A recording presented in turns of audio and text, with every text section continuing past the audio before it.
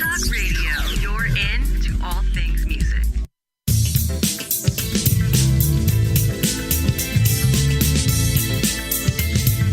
May the best brand win with Scott Robertson's Music Biz Marketing Strategies. Now, here's your host, Scott Robertson.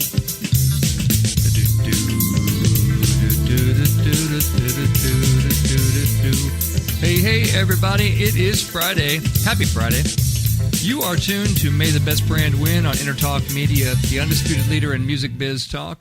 I am Scott, that guy, your host, and a man who agrees with the playwright Moliere when he says, a learned fool is more foolish than an ignorant one. Just reminisce on that. And with us back in the booth is nobody's fool, Paul B. How's it going, Paul? Good. That's a good quote. I like that.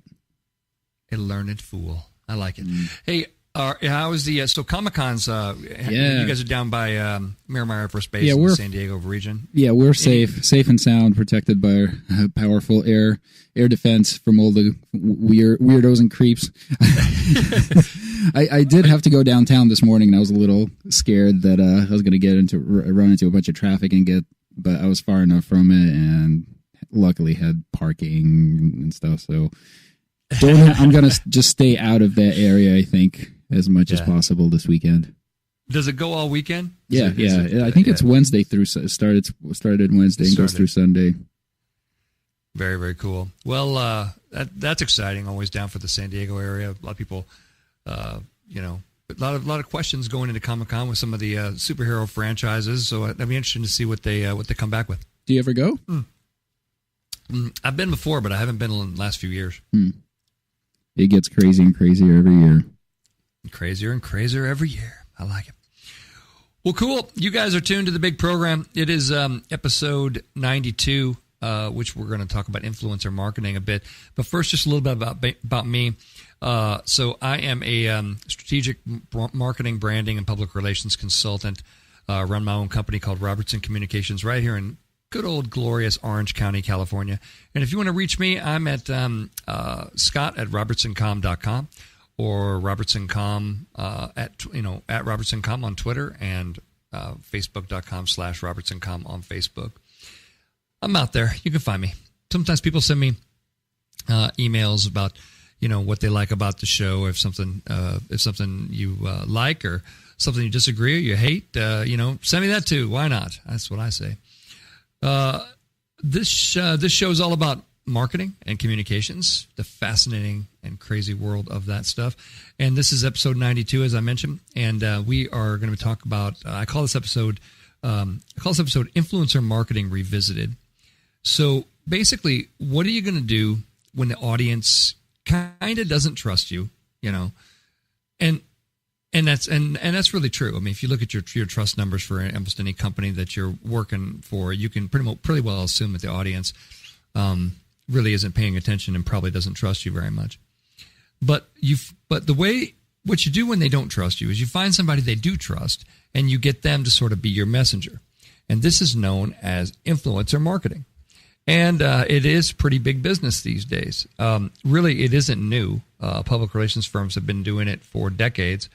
But social media channels have certainly changed the game quite a bit. And, we've talked about it previously on the show. I think it's due for a checkup because recently it was discovered that some influencers on Twitter and Instagram may have just been inflating their reach numbers with some fake accounts and paid followers and stuff like this. So I thought it might be a good time to delve into this because there's a lot of stuff that's not understood about this, to be honest. So, I mean, what do you do when you can't even trust the people that you are getting to trust because people don't trust you? Well, just trust me and trust this award-winning episode of the show because we're going to give you the actual truth on influencer marketing. And we're also going to talk about who's winning and losing. Man, there's some crazy ones this week, as always. And so we're going to have a fun time on this episode. So anyway, stick around with me. We'll be talking for about the next hour or so. So yay. Okay, so influencer marketing. Let's start. So I give you a little bit of a background, kind of what it is. And I certainly did an entire show kind of about that, like its origin story. So let's go beyond that story. And let's just talk about kind of what it is right now, today, here in July 2018. So in influencer marketing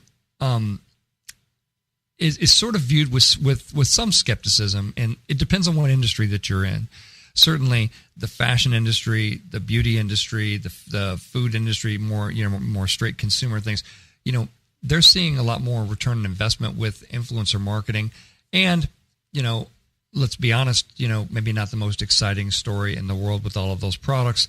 And so they kind of need somebody else, a little bit more than like in tech, you don't need it quite so much because the products create a lot of buzz on their own, especially if they're breakthrough technology, those sort of things.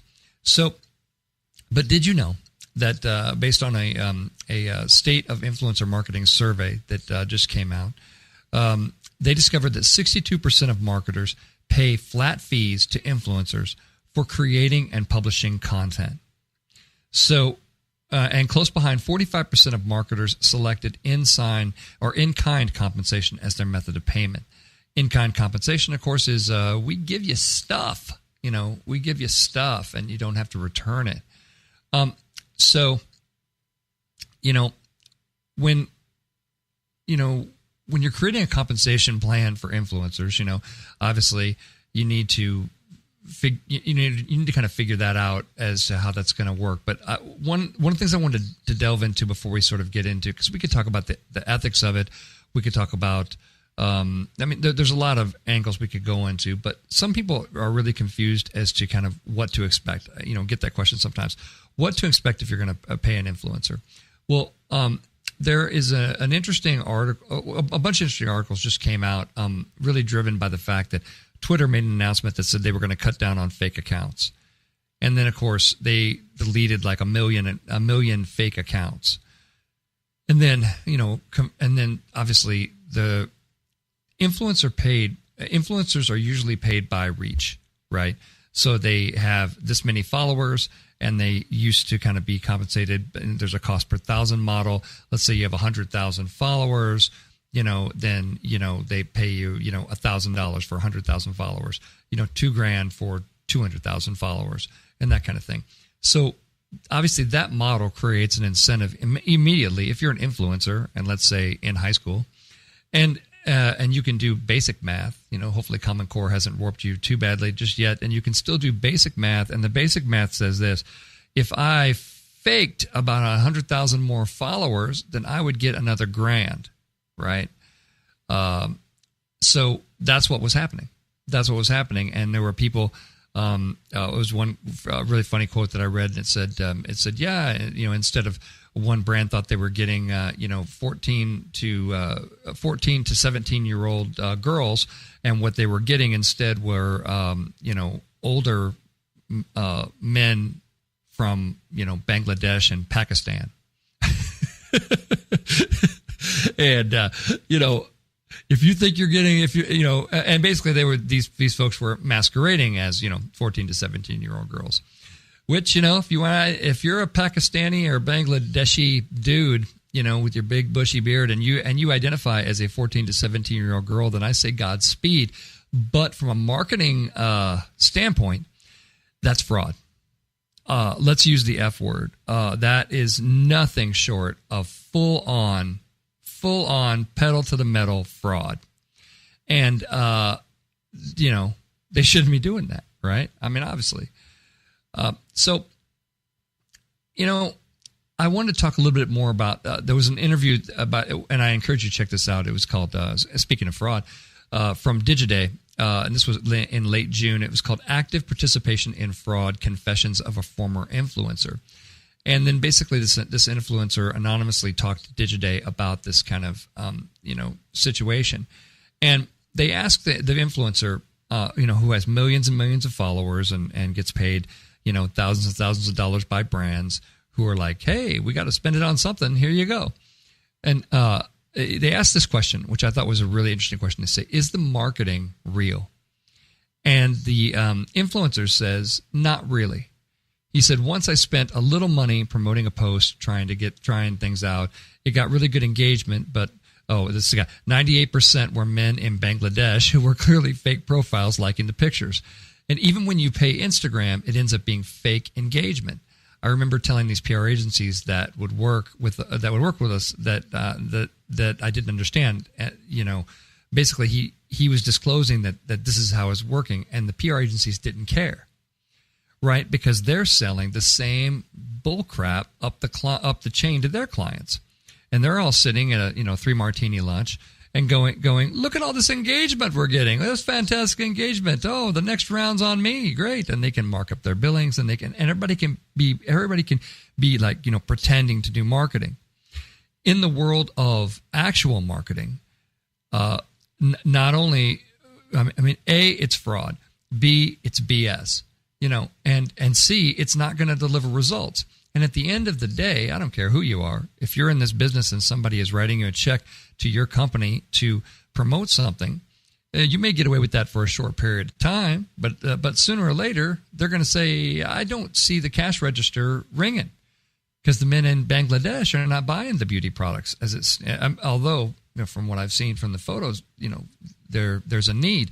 But, I would say that if the marketing isn't real, then this stuff shouldn't be going on, right? So they ask another question. They say, how does this affect brands? The influencer, very candid in the interview, says they don't care. The influencers are so desperate now that they're okay doing anything. They'll regularly post in exchange for stuff, not money. The one effect that real models are no longer making money or getting booked, and they have to compete with Instagram influencers who are in shows now. And he says models are trying to be influencers. Modeling agencies are having trouble because designers only want to cast people with large followings. So it's interesting. There's a lot of like falseness and lies in this. If you can't see that yet. In my investigation into this, it kind of gave me that feeling like I needed to shower afterwards. I don't know what this business model is, but it's not a business model that I practice, because I practice the good old fashioned, let's reach people with a message, let's build relationships, and let's sell stuff, and I don't know what this is, but it ain't that. So, but let's give you a couple other things too. As of right now, Instagram is the leading influencer marketing platform.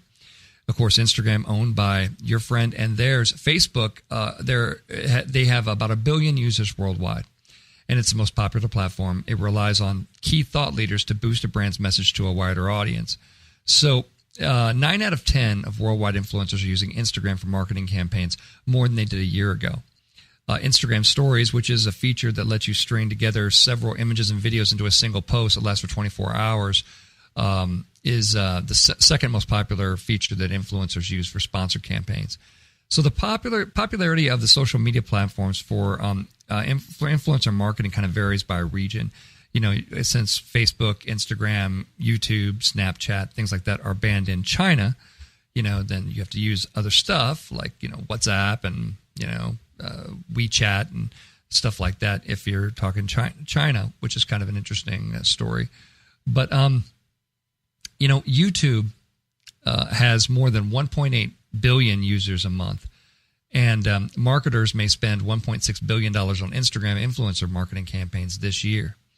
So, obviously this marketplace is in the B's, right? It's in the billions, and it's really important to know that, when you're doing this stuff on Instagram. But as I'm going to get into, I'll give you some tips a little bit later. We're going to talk a little bit about how to use this stuff and how to kind of tell fact from fiction in this stuff.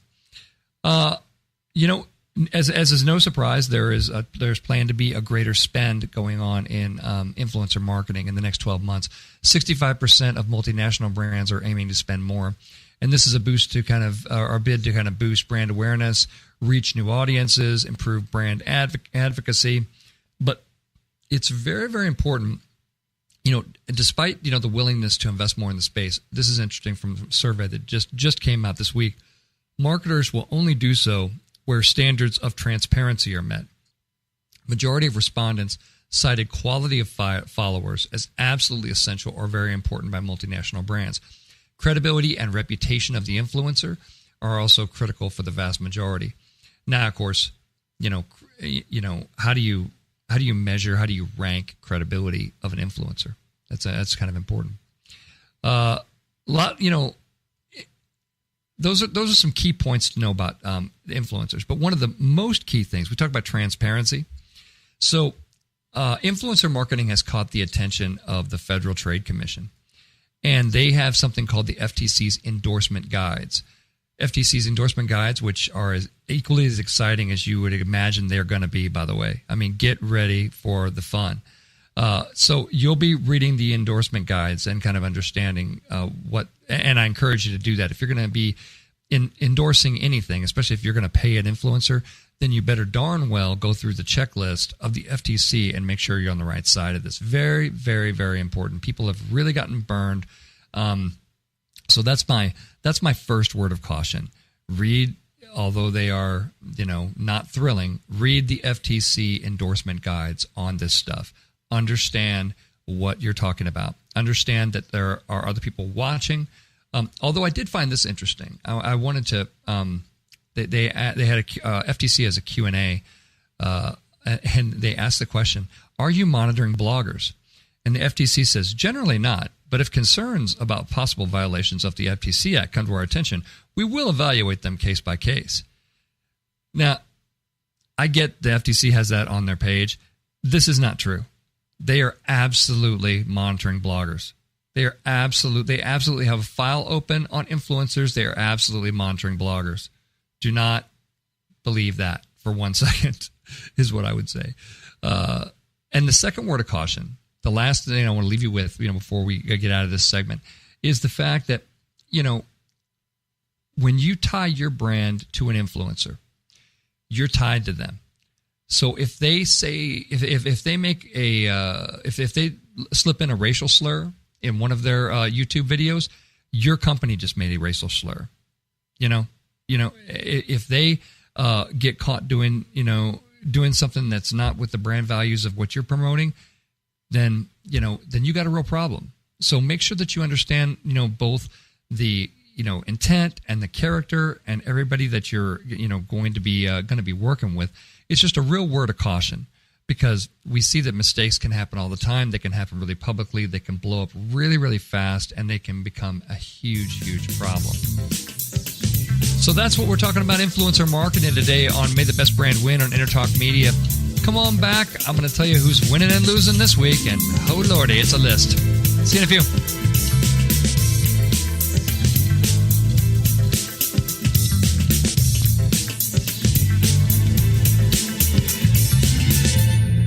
Are you serious about your music? Are you ready to run with the big dogs? The experts at Pitbull Audio have the gear to get you into the game. From leading manufacturers like Mesa Boogie, Fender, Pioneer, and American Audio. To sound your best, you need the best. Pitbull Audio can deliver in rehearsal, on stage, and into the big time. Dropping beats, shredding guitar, or making the crowd roar. Whatever you dream, Pitbull Audio can help make it happen. We are Pitbull Audio. We want you to play it loud. PitbullAudio.com. This is Jackie Bertoni from Jackie's Groove.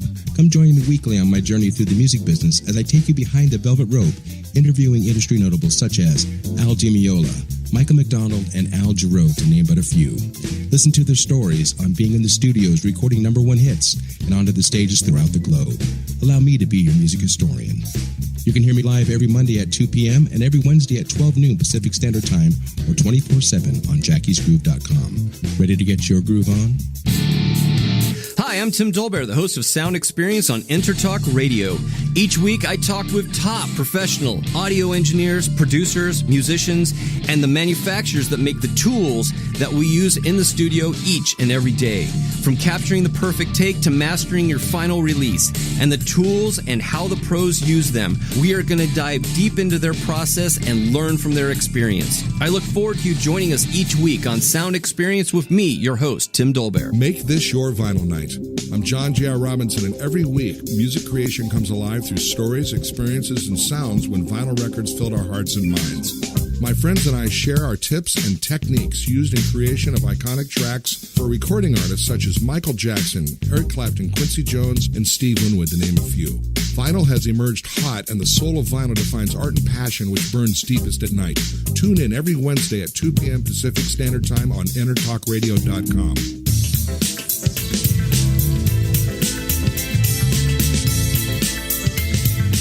May the best brand win with Scott Robertson's Music Biz Marketing Strategies. Now, here's your host, Scott Robertson.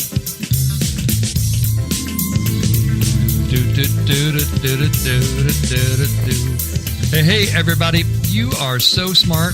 Yep, because you are listening to May the Best Brand Win on Intertalk Media, the undisputed leader in music biz talk. I'm Scott. Today we're talking about influencer marketing. We got Paul. Paul, what do you think about influencers out there? Are you influenced by the influencers? Maybe subliminally. Which means they're doing their job properly. But yeah, all that stuff of faking followers and subscribers is really gross.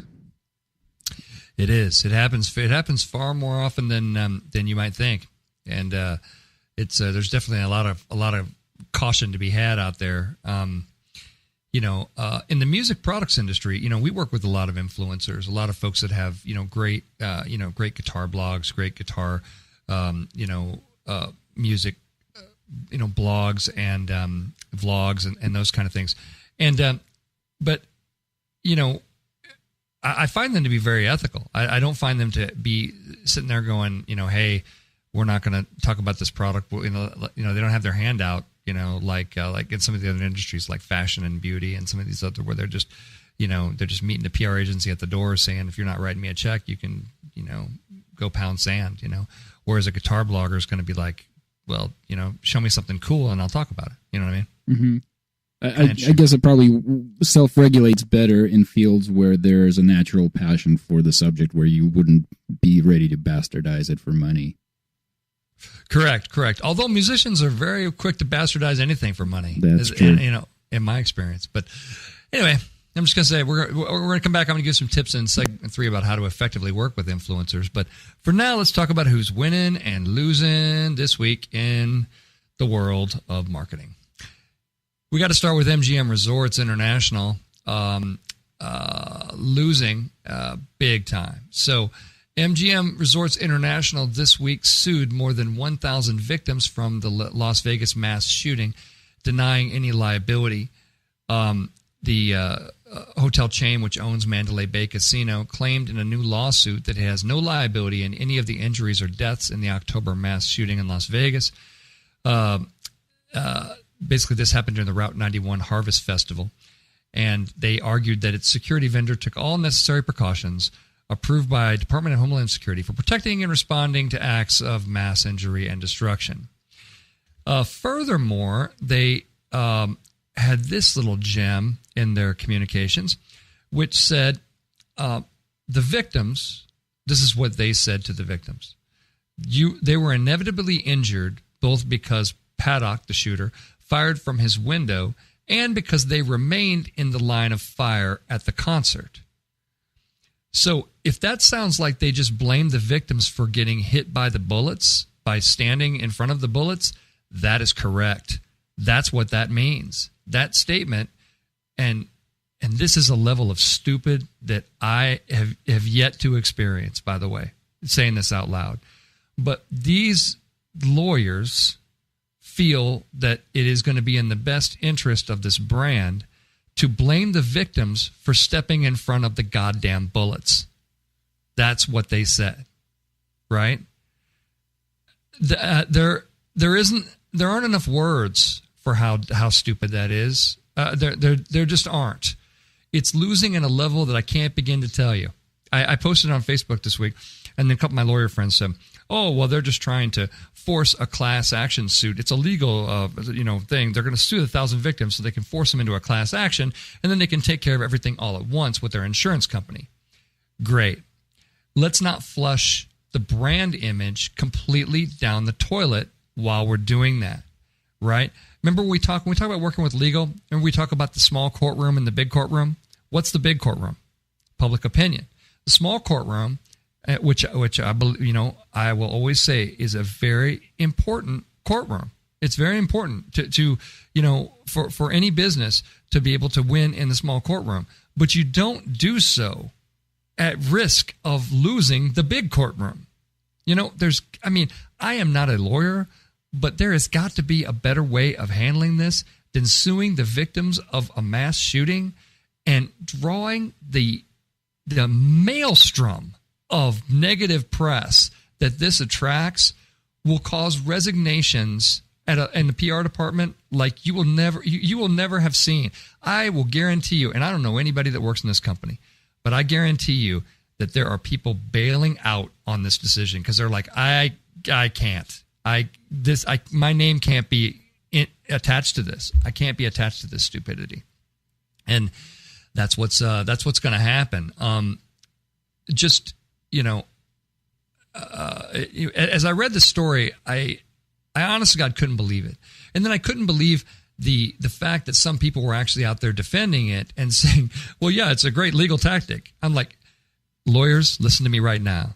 If you think this is a great legal tactic, you're a dumbass. You're a complete dumbass who doesn't understand public opinion, and you need to know me big time because your clients are going to be stepping in it like crazy. Good God. This brand will be hated for decades because of this action. I mean, this is the kind of thing that causes people, this is the kind of crisis level situation that they brought on themselves. This is the kind of crisis level situation that causes companies to change their name from the shame of it. Okay? So it's losing at a level that I cannot adequately describe. And I'm in utter disbelief. I think I found someone who could utterly describe it for you. Lay it on me. The her. Oh, there you go. Ace Ventura coming in. I like it. Thank you, Ace. We appreciate that. That was solid. All right. Let's move on. Crystal Geyser, the water bottles. Well, prosecutors have accused them of illegal toxic waste disposal at Los Angeles. They're facing federal charges in L.A. of illegally transporting hazardous waste containing arsenic and dumping it into some nearby lakes.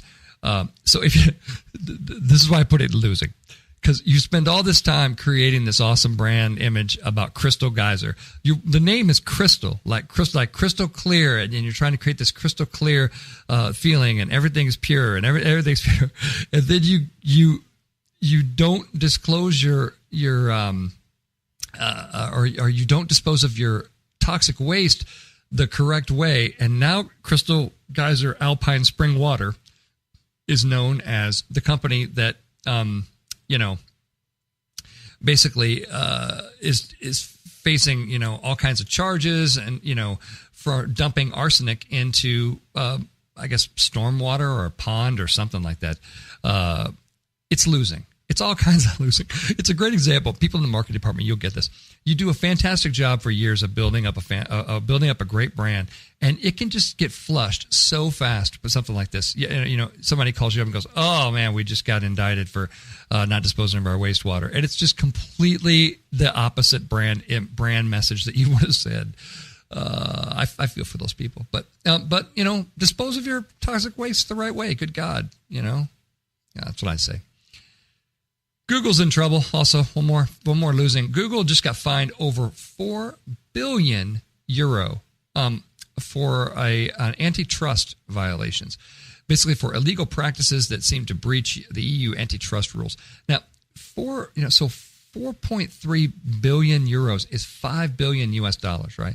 And for these practices, that's really the reason that I'm bringing it up is the fact that the fine is just so massive on this. And so really it has to do with Android. It has to do with Google's Android's business practices over 3 years. And some after are you ready for this? This is a great part of the story. 2 complaints and an initial investigation. So they got 2 complaints, and initial investigation, and it's a $5 billion lawsuit. It's a $5 billion action. Separate investigation by the commission. Alleged that Google breached antitrust rules, promoted its own comparison shopping service, all the kind of things. You can certainly read about that. But Google, my God, definitely.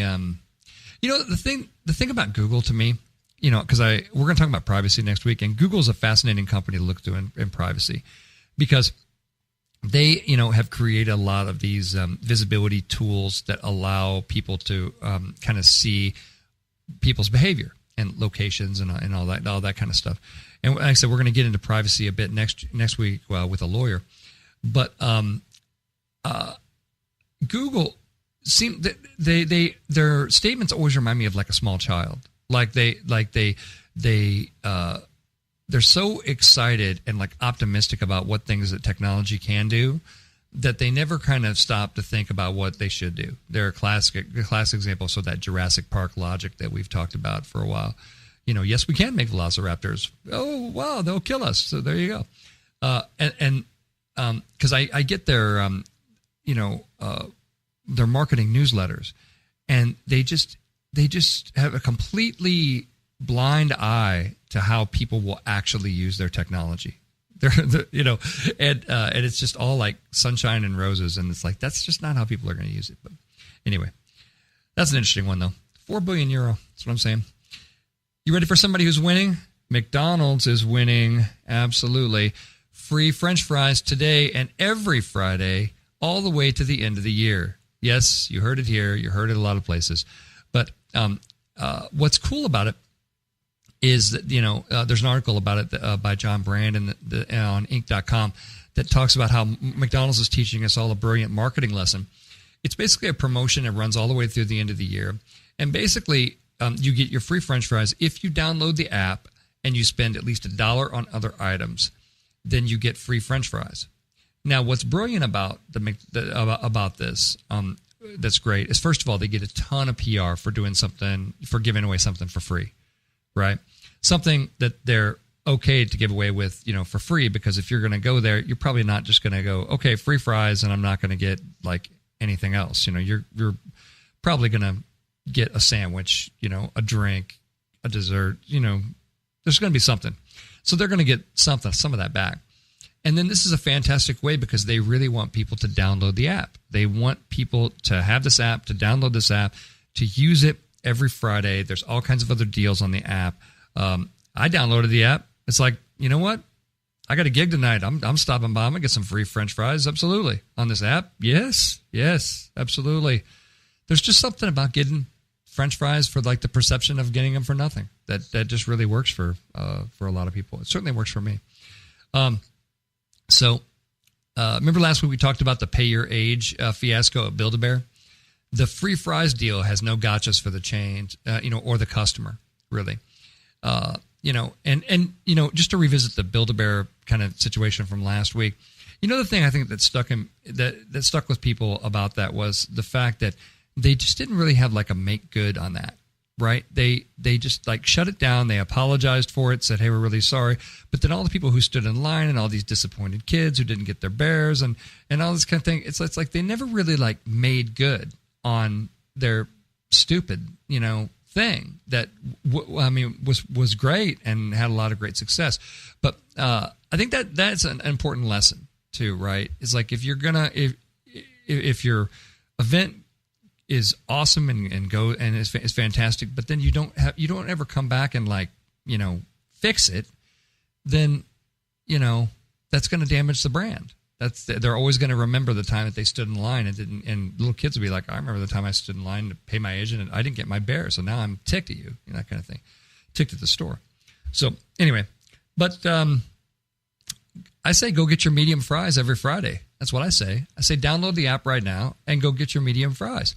I'm going to be doing it later tonight. Like I said, I got a gig in a bar, and it's going to be French fries before I go and do that project, I guarantee you. Here's one that's losing. WeWork is a shared workspace company that's really burning things up, bringing a lot of entrepreneurs together, in these spaces, and they have kind of a cool brand where everybody's writing with erasable marker on the walls, and it's like an entrepreneurial dream and all this kind of thing. Well, they made news this week because they will no longer allow their 6,000 employees of WeWork itself to expense meals with meat. The company notified workers that its events will no longer include meat and that it won't reimburse their meal expenses if those meals include red meat, poultry, or pork. All right. So the co-founder Miguel McKelvey, sent the company's 6,000 workers around the world a memo that said, new research indicates that avoiding meat is one of the biggest things an individual can do to reduce their personal environmental impact, even more than switching to a hybrid car. So we're not going to pay for meat. Okay, that's stupid. That's really stupid. It's really stupid. You know, I don't know if I have to pull out the chart, but like vegetarians are a tiny percentage of the population. And if you pull outside of the great state of California, it goes way down fast. Okay? So if you've got these employees around the world and you're like, we're not going to, we'll pay for your meals as long as it's not meat. That's like saying, we're encouraging you not to eat meat. It's like, well, I mean, if I'm an employee of your place, my first response is, screw you. You don't get to tell me what I get to eat. You can completely jump off a cliff if you think I'm going to give a flying crap about the CEO, co-founders, vegetarian feelings. I mean, save that for your solo album, dude. I couldn't care less.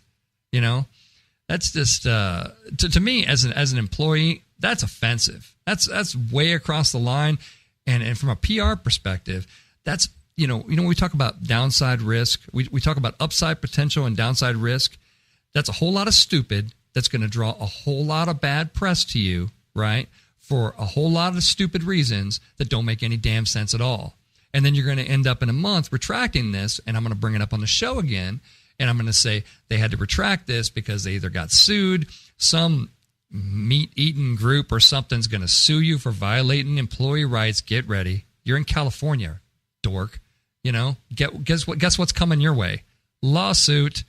Like I said, I don't even have, I can predict that with 100%, 100% guarantee that they're going to get hit with some kind of crazy lawsuit and it's going to make the news. And then why would you do that? This is the best way to reduce your personal environmental impact. What the hell are you even talking about? What is a personal environmental impact?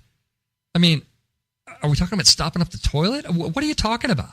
That doesn't make any damn sense at all. If you're a co-founder of a company, make sense when you talk. If you don't make sense, then shut up. Have other people around you tell you when it's okay to tell you to shut up. It's important. That's who's winning and losing this week, folks, on May the Best Brand Win on Intertalk Media, the undisputed leader in music biz talk. We're going to come on back. I'm going to give you a few tips on how to effectively work with your influencers. Come on back.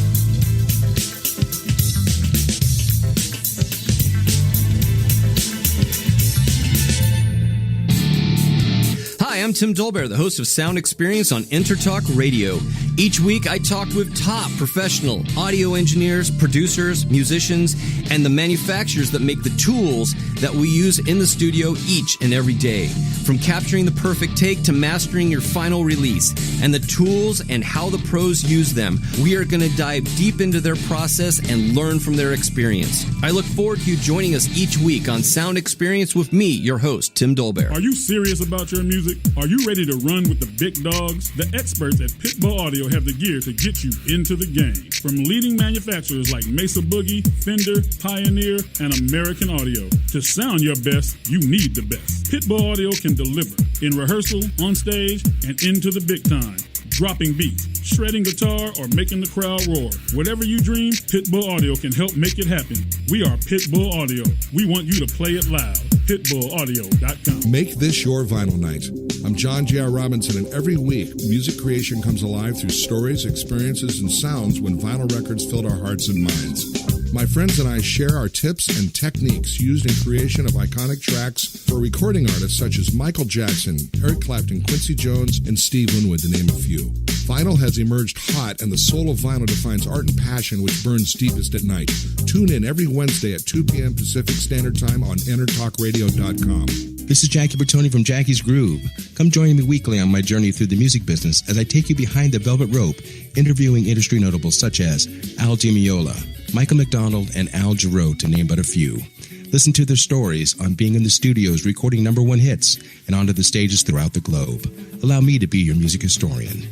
You can hear me live every Monday at 2 p.m. and every Wednesday at 12 noon Pacific Standard Time or 24/7 on jackiesgroove.com. Ready to get your groove on?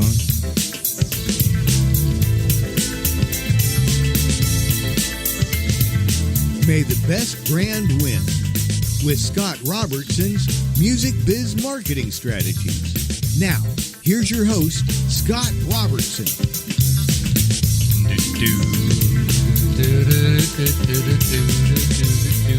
Hey, everybody, it's Friday, and you are tuned to May the Best Brand Win on Intertalk Media, the undisputed leader in music biz talk. I am Scott, your host. We just talked about who's winning and losing. Got Paul on here with me to talk about, man, there's a whole lot of stupid in the world. Well, what did you like, Paul? I think the MGM shooting takes the cake on this week. My goodness. That is, I don't know. I mean, I can't imagine people in a boardroom making that decision. I mean, can you imagine that? You just have to be so detached from reality and just, I don't know. Or they say, "Oh yeah, we'll get some bad press and we'll take our lumps and then we'll settle this and it'll be fine, better than dealing with 1,000 lawsuits." It's like, hey, how about you go the other direction on this and care about people and the shootings. And I mean, it's inhuman. It's literally not even human. I was, not only is it stupid from a business standpoint, it's literally crosses the line from like losing to just you're no longer part of the human race with us. You can't be with us anymore. You're gone. I mean, you're already kind of teetering on the edge of being a business built on basically ripping people off of their money by rigged trickery games. Exactly. We kind of get okay with that to a limited extent, but yeah. Dude, MGM International Casino Resorts International. I mean,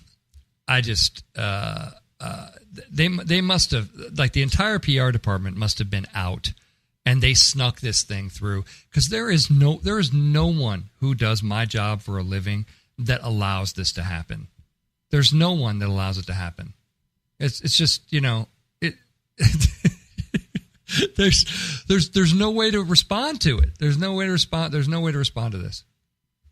Or maybe they think that it's like a little line in some long legal document that's no one's going to notice, and just hope for the best. Oh man, and I didn't even tell you that the social, I have a few friends here in Orange County who were at that concert. Mm-hmm. And so I see their Facebook feeds, and I'm sure there are folks around that know people as well, and those folks are messed up from this event to this day. Yeah. It changed them profoundly to be there. There is, before that happened and after that happened, and even though they escaped, with their lives, from that, they are not the same people. Yeah, of course. And so. It had this huge impact, and from their Facebook feeds, there's like support groups, for these survivors and everything, and they're very connected with each other on social media, and what I continuously see is that they're just rightfully so, basically saying, MGM International, how could you? I mean. How absolutely could you? What possible, and it's just, and it will impact their business. It will impact their casinos. It will, have an impact, especially, I mean, the entire city of Las Vegas has got to be embarrassed for them, because they came together so much as like this unified community, after that happened. And then you have this casino going, hey, wasn't our fault. We did everything fine. It's the damn concert goers. If they wouldn't have stepped in front of the bullets, we wouldn't have had a problem. Yeah. I mean, unreal. Absolutely unreal. It's just, it'd be interesting to see what the fallout of that dumb decision is. That's who's losing. Definitely true. Well, let's get back into influencer marketing a bit. So this is segment 3 of the show. I always try to make it a little bit more educational and try to give you leave you with a few tips that you can immediately kind of put to work of how you can effectively work with your influencers. Tip number 1, and this is really, really important, is to understand the strategy behind influencer marketing. You should always understand the strategy about why you're doing everything in the marketing mix, but especially this, you need to say, why are we doing this? What are we hoping to get? What are what's our investment going to be? Asking a lot of these key questions when you're first starting to get into it is really, really important. In the music industry, for example, if you've got a new guitar coming out and you say, well, I want to hit the top 10, I want the top 10 guitar blogs to have an opportunity to know about this. Well, great. Then you talk to them about, giving them a seed unit. You talk to them about, trying it out. And then, of course, like any review situation, you're a little bit rolling the dice, right? Because they could say anything that they want about the thing. And if it doesn't meet certain expectations and those kind of things, then they could say that too, right? There's always that element. But understand kind of why you're doing it. I see a lot of brands in influencer marketing, just because, like the guy, the Confessions of a, influencer talking about the fraud thing, he basically said that, they don't care. They just want to use the latest buzzword and say that it's in the, the agencies, comes in and says, oh yeah, we're doing influencer marketing. And then nobody along the chain is asking the right question. And the right question is, why are we doing this? What are we hoping to get? How much is it going to cost? Who are we going to try to target for this? Asking really, really, pointed questions, before you make a decision to necessarily do this. By the way, like I said, I'm a public relations person by field. So I love influencers because I treat them just like the media. When I run the press room at different events, I treat influencers very much like we treat the media. I also put analysts in that category. If you have a technology company and you need to make sure that all the industry analysts that follow a particular category are very well briefed in what you're doing. Because again, the first call that the media are going to make when you send them your press release, if they're going to do a story on it, they can't necessarily just take you and your CEO's, BS word for it, right? They're going to look for a third party expert, and that third party expert is probably going to be an analyst. So you would be really smart if you did what? If before you went to the media, you were talking to the analysts. That's right. In the old days of tech PR, we used to go on media tours and like little road shows and take our little products and stuff and go out to analysts' offices and visit with them and sit down with them and let them, hold the product in their hand and ask questions and beat it up and, sometimes keep one and those kind of things. And again, that is a strategy that's designed to say, when we put this in the hands of the media, are we covered, that we have some friendlies out there that like what we're doing and that are going to say that kind of thing. That all comes down to strategy. Strategy. So tip number 1, understand your strategy always.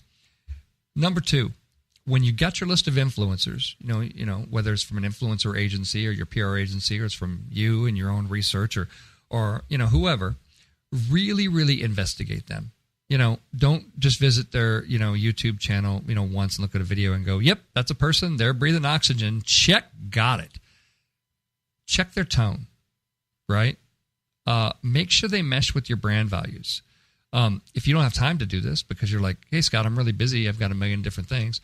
Then make sure somebody's doing it. Make sure somebody is, whether it's your agency or if you've hired an influencer agency, make sure that they are doing that. Make sure you're not just taking somebody's word, for it and that kind of thing. The investigation, the due diligence part of this is really, really important.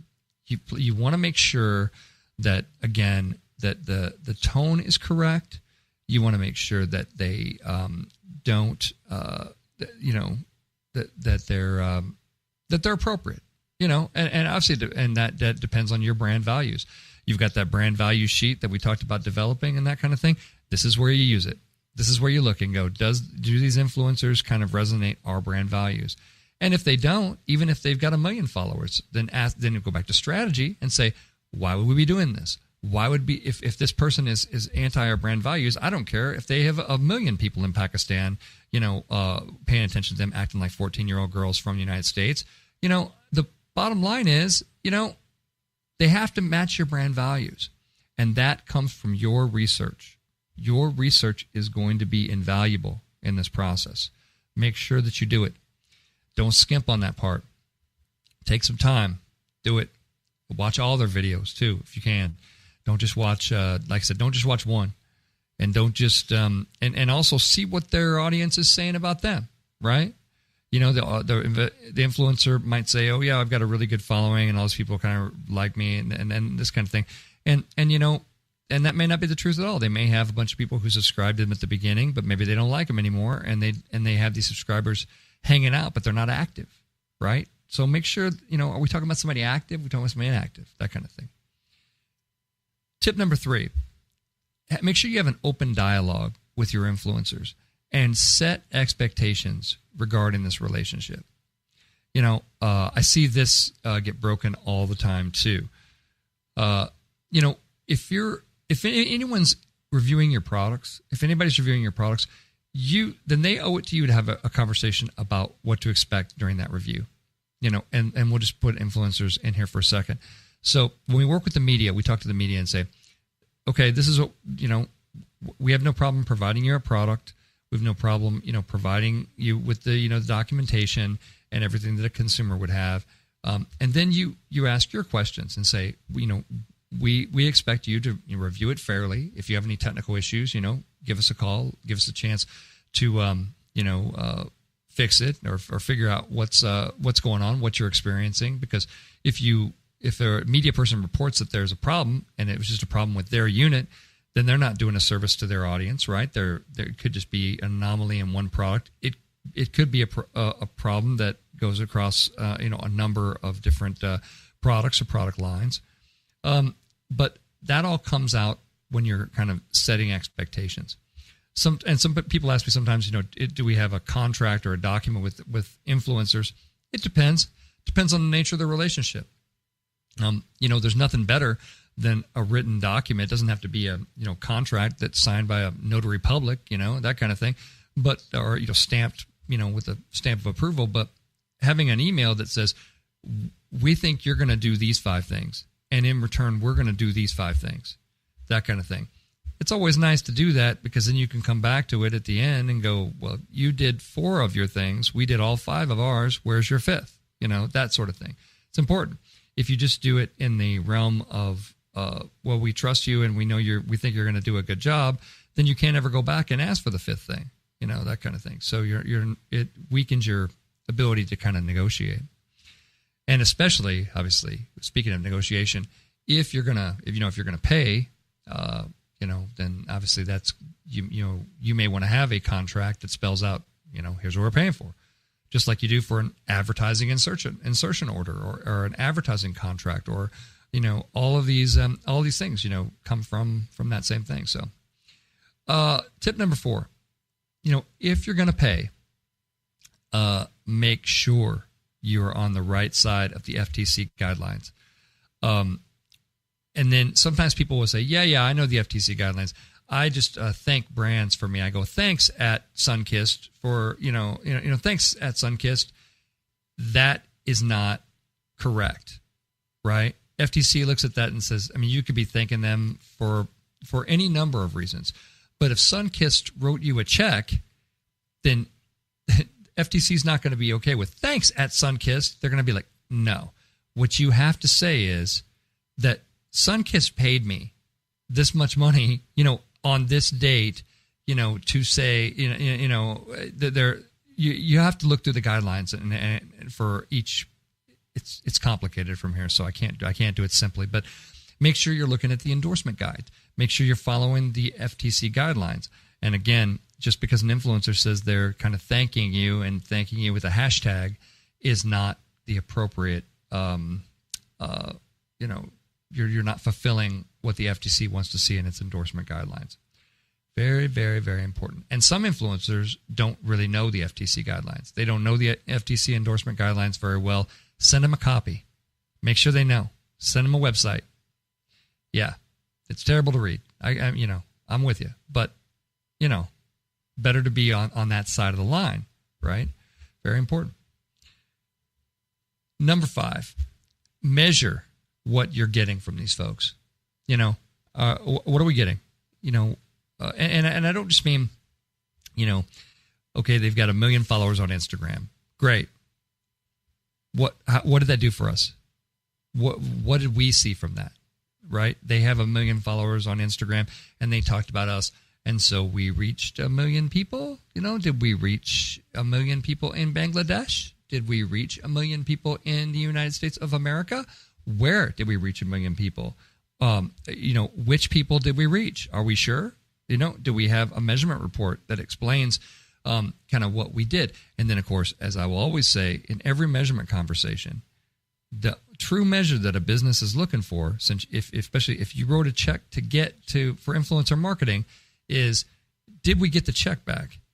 Did we get an ROI? Did we boost sales? Did we boost an event that then in turn boosted sales? Did we get additional brand visibility that we can attribute to a percentage of increased sales? What are our KPIs on this? What are our KPIs? Do we have these key performance indicators? And do we have the right measurement in place for our influencer marketing program? Very, very important stuff. Make sure you're measuring everything that you're seeing, and feel free to make adjustments. This influencer kind of didn't work. This influencer kind of did. Okay, a little bit more of these folks, maybe a little bit less of this guy and this girl and this program and that kind of thing. And, marketing's always a little bit of a laboratory, right? So you're making adjustments as we go along. We're figuring out what's working, what's not working. So what did we learn today, class? We learned that our audiences, really don't trust us very much. And so sometimes it makes sense to use, another messenger out there to reach them. But these influencers, can be a real double-edged sword, and they can very easily cut through, or they can cut you. So make sure that you're, using all kinds of caution with this stuff. And by doing this, your influencer program will get you that trust and that visibility that you're seeking without any of those downside risks. That's it for me, folks. Until next week, this has been Scott Robertson, host of May the Best Brand Win on Intertalk Media. Rock on. We'll see you next week.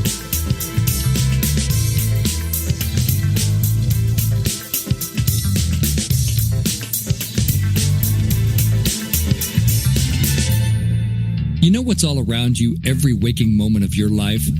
Marketing. You're choking on it.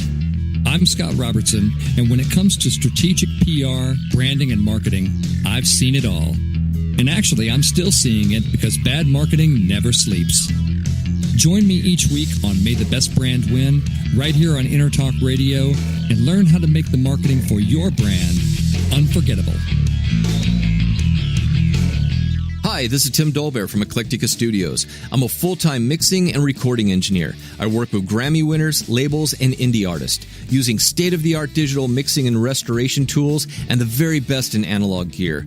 Really, though, it's my ability to bring tracks to life and fulfill your vision for your music. This has made me sought after by producers and artists worldwide. So spend your time working on music and not chasing a mix down a rabbit hole. Go to timdolbear.com and check out our free one-song mix offer. Are you serious about your music? Are you ready to run with the big dogs? The experts at Pitbull Audio have the gear to get you into the game. From leading manufacturers like Mesa Boogie, Fender, Pioneer, and American Audio. To sound your best, you need the best. Pitbull Audio can deliver in rehearsal, on stage, and into the big time. Dropping beats, shredding guitar, or making the crowd roar. Whatever you dream, Pitbull Audio can help make it happen.